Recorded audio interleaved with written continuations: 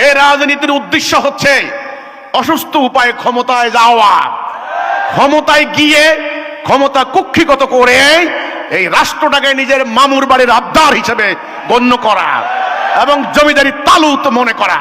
এবার যত পারো টাকা পাচার করো, যত পারো স্বজনপ্রীতি করো, যত পারো দুর্নীতি করো, বিদেশের কাছে ট্রিলিয়ন ট্রিলিয়ন ডলার এনে ঋণের টাকা পাচার করো।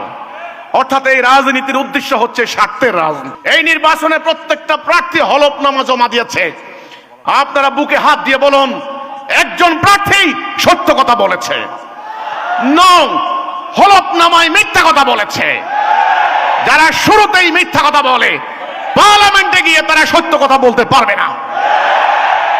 এই রাজনীতির ফল কি হয়েছে? গত 15 বছরে একদল ক্ষমতায় ছিল, হাজার হাজার মানুষকে মিথ্যা মামলা দিয়ে জেল খাটিয়েছে। আজকে তারা দেশ থেকে পালিয়েছে।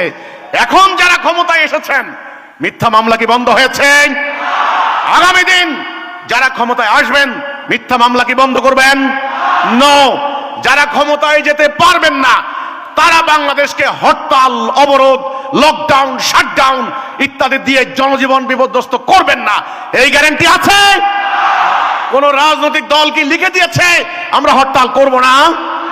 দেয় নাই।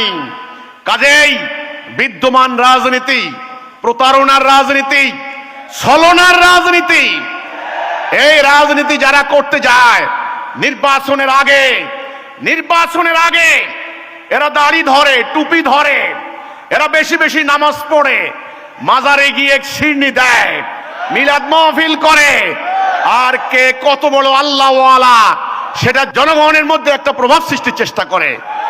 আমার মনে হয় এদেশের 90% মুসলমান যদি না হতো, ধর্মপ্রাণ মুসলমান না হয়ে এদেশের 90% যদি হিন্দু হইতো, তাহলে এই রাজনৈতিক দলগুলি সবগুলাই হিন্দুদের মতো আচরণ করত।